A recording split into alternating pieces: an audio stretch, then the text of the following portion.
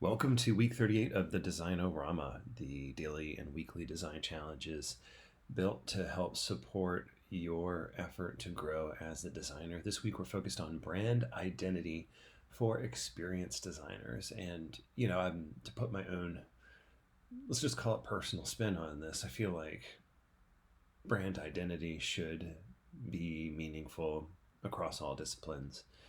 And it should represent a recognition of what a brand offers, its reputation, a sense of what it means to interact with that brand, as well as wayfinding, how do people navigate around the world, and then leverage that brand identity to then select in or select out or select in tandem a path forward for themselves. So I think one of the challenges we have is that we treat brand design and visual design as separate things when they are in many ways, from a human psychology perspective, intimately integrated into user experience design, human factors, HCI, affordances, what have you.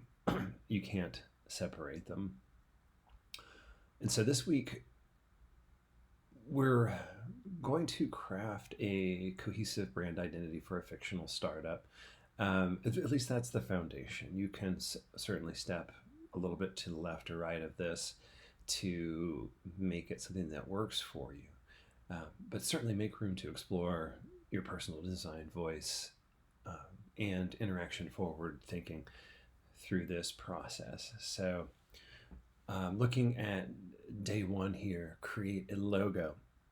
Design a logo for a fictional tech startup of your choosing. Focus on clarity, meaning, memorability. Optional constraints here are making a primary and a simplified mark. So you could have a number of different color tones, but have it reduced to monotone, or it could be complex, reduced to simple, or both. But thinking across all possibilities of use, whether it's big, small, print, digital, so on and so forth, how the logo mark may be used. Think about a few ways it may be used in design for the extremes within it. Consider how it scales again and how it works with dark and light UI. So there are just so many different ways that a logo mark may be used, and considerations have to be made for it. That it's just important to have this thought exercise. And in many ways, this may just help you build empathy for people in your lives that have to build these all the time. Your output is going to be a logo exported in 2 to 3 sizes or formats. And that's not simply just making it more pixels, but having considerations for why it would need to be that big and what purpose it may serve. Day 2 is building visual language. So create a mini brand design or mini brand guideline that defines typography, hierarchy, primary and secondary colors, UI elements, or accessibility considerations such as contrast, ratios, etc.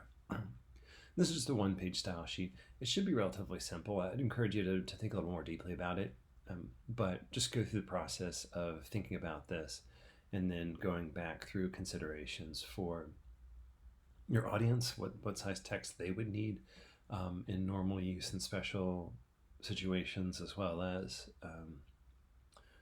again, things like light and dark mode, the things that your brand may be communicated through. So whether it's communicated through heavily through language, visuals, photo imagery, or if it really is a lot focused on your logo mark and brand voice. But read through the resource this week, brand guidelines, and think about brand guidelines, and then think about the brand you're supporting and what aspects may be important to build right up front. But get these basic ones down. Typography, hierarchy, primary and secondary colors, UI elements, etc. So something like a bit of a style guide. The day 3, branded social template. So create a social media post template based on your brand system. Think about what company is you're building, your fictional tech startup or whatever company you're supporting. Think about what platform they would need to be on primarily. Use that as a template. or a platform that you would want to explore, you think might be an interesting frontier for the brand to explore, and pick that, but put some purpose behind it. Focus on visual hierarchy, readability, consistency with logos and colors, and create a template with placeholder headline and imagery. Relatively straightforward, but it could be challenging as you think about how people scroll through information on those platforms, how they read information in graphics, and what a template may look like. Day 4, digital packaging product presence. So reimagine how the brand appears on a digital product surface. So a download card, an app store listing, a hero section on a landing page. Pick one. If it's relatively easy for you, do all 3 of them. But think about what it may mean for you to take your logo, your design guidelines, your style guide that you just created, and apply it to one or a few of these situations where someone may be looking for an app, or looking for a solution, and your product and brand are represented as a one or many options to move forward, and how that supports the user in sort of recognizing who you are, seeing what you do, and maybe communicating a connection between what you do and the value that they need in their life, the sort of the support they need in their life, and facilitate that connection through that download card or app store listing, so so on and so forth.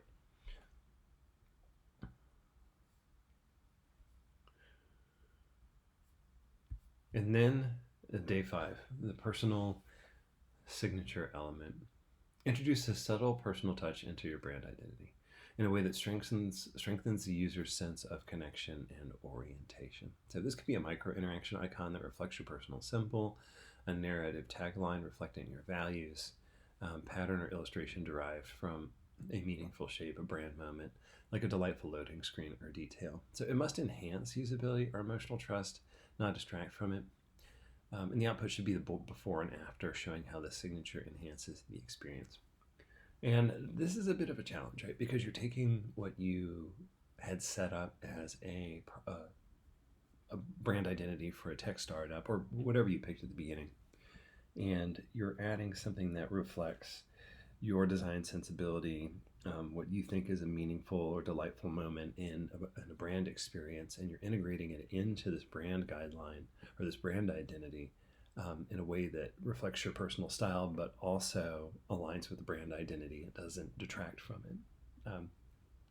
We have a number of resources this week that should be very, very helpful. One is just a piece on brand guidelines, and I'll